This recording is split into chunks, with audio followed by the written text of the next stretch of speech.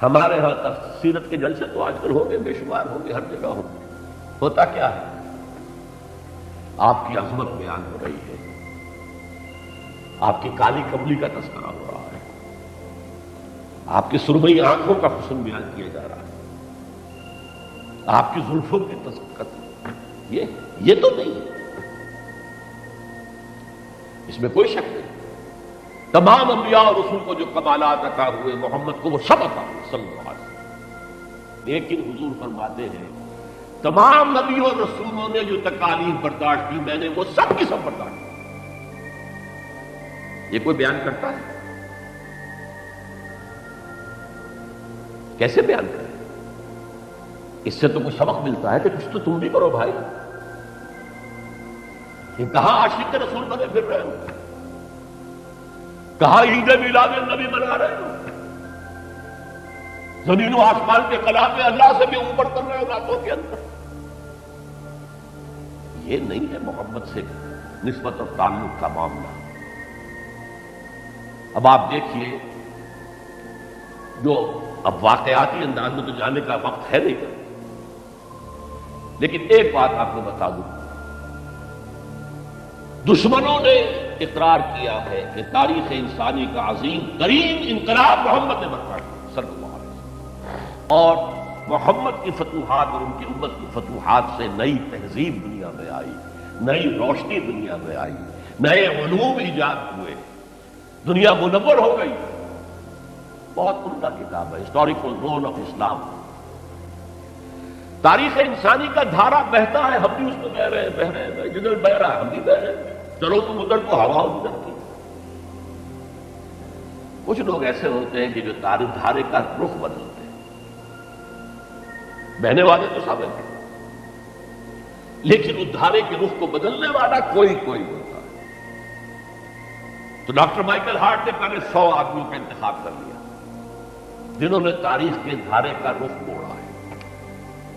Selection, پھر gradation, ان میں سب سے زیادہ جس نے موڑا ہے، جس سے سب سے زیادہ مؤثر ہوا، وہ کون؟ نمبر 1، پھر نمبر 2، پھر نمبر 3، 100 تک چلا گیا۔ نمبر 1 پر حضور بنا رہا، عیسائی ہے اور ابھی تک کوئی اطلاع نہیں ہے اس کے اسلام لے آنے کی، زندہ ہے، مینہٹن میں رہتا ہوں۔ اس نے پھر اس کی وجہ بیان کی کہ naturally I O an explanation. Jesus کو جسے خدا مانتے ہیں اسے نمبر 3 پہ لے گیا، حضور کو نمبر 1۔ اور جواب کیا دیتا ہے؟ ایکسپلینیشن کیا ہے؟ This is because he is the only person supremely successful in both the religious and secular fields۔ جتنے بڑے لوگ دنیا میں ہیں وہ یا ادھر اونچے ہیں تو ادھر کچھ نہیں، ادھر اونچے ہیں تو ادھر کچھ نہیں۔ بڑے حکمران، بڑے فاتح، اخلاقی اور دینی اور روحانی اعتبار سے 0 بلکہ مائنس۔ بڑے مذہب، اخلاقی تعلیمات، روحانی تعلیمات بہت اونچے، گوتم بدھ، حضرت مسیح، لیکن ریاست، حکومت، سیاست 0۔ ایک ہی شخص ہے، ایک شخص، کتنی بڑی سچائی اس کے قلم سے نکلی ہے۔ دی only person supremely successful in both the religious and the secular fields۔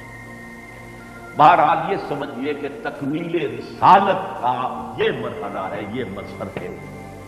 اگر حضور نے اس کو قائم کر کے نہ دکھایا ہوتا تو کہا جا سکتا تھا کہ ٹھیک ہے، یہ نظام تو بڑا اچھا ہی ہے، لیکن یہ انہونی بات ہے، بھلا کوئی بات ہے؟ سید القوم خادم ہو،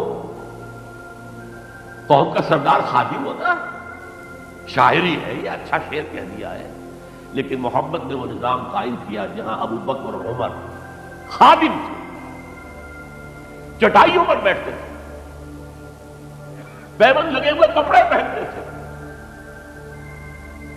رات کو گشت کے دوران کسی عورت کی کرانے کی آواز آئی، پتہ کیا، معلوم ہوا کہ درد ذہن ہے اور کوئی اٹینڈ کرنے والا نہیں۔ فوراً گھر گئے، اپنی بیوی کو لے کر آئے، فرسٹ لیڈی، اور اس نے مڈ وائف کا کام کیا۔ ایک اور جگہ دیکھا، بچوں کو رونے کی آواز آئی، پوچھا کیا ہے؟ ماں نے کہا کہ میرے پاس کھانے کو کچھ نہیں ہے، بچے بھوک سے بلک رہے ہیں۔ اور میں نے یہ صرف ہانڈی چڑھا دی ہے چولہے کے اوپر کے دھوکہ دینے کے لیے کہ کچھ پکا رہی ہے، تھوڑی دیر میں روتے دھوتے سو جائیں گے۔ کانپ گئے بیت المال، وہاں سے ایک بوری آٹے کی اپنے کندھے پر غلام سے کہا میرے کندھے، اس نے کہا میں نہیں چلتا ہوں، نہیں قیامت میں تم میرا بوجھ نہیں اٹھا سکو گے۔ اپنے کندھے پر بوری رکھ کر گئے ہیں، وہاں جا کے کھانا پکوایا ہے۔ یہ سید القوم میں خادم ہوں، کبھی دیکھی تھی دنیا نے یہ بات؟ قائم کر کے دکھائی، نوع انسانی پر حجت قائم کی۔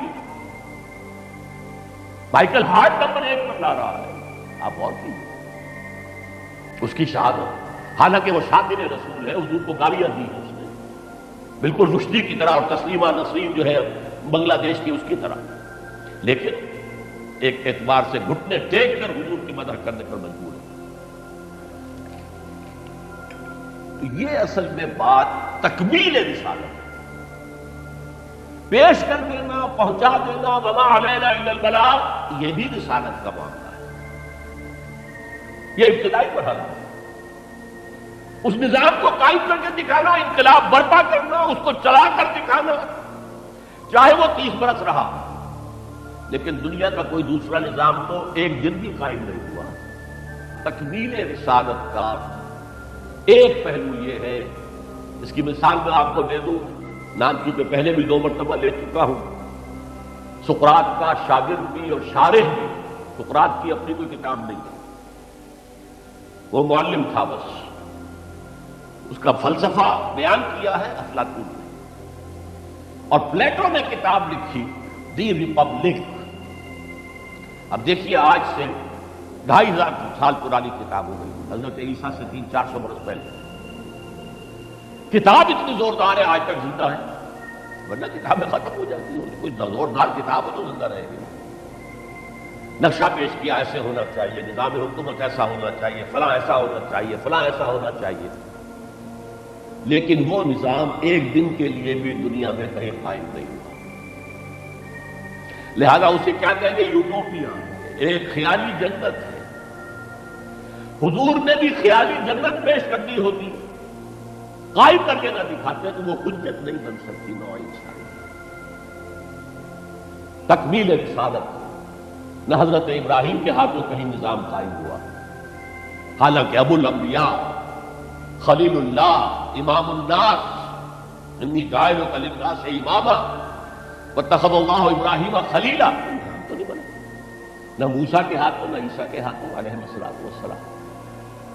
یہ صرف محمد رسول اللہ صلی اللہ علیہ وسلم کا مقام ہے کہ آپ نے ایک عظیم انقلابی جدوجہد، میری کتاب لے کر پڑھ لیجیے اگر تقریریں نہ سنی ہو، تقریروں میں مختصر مفصل منہج انقلاب نبوی، اتنا عظیم کارنامہ، عظیم ترین انقلاب جو برپا کیا 23 برس کے اندر حضور نے، اس کے منہج کیا تھا، منہاج کیا تھا، طریقہ کار کیا تھا، اسے سمجھیے۔ منہج انقلاب نبوی میری کتاب ہے، 400 صفحے، سیرت کا انالیسس ہے، سیرت کا 6 steps of revolutionary process as deduced from the seerah of the prophet، اس کو فلسفہ سیرت کہیں گے، تو پڑھیے اس کتاب۔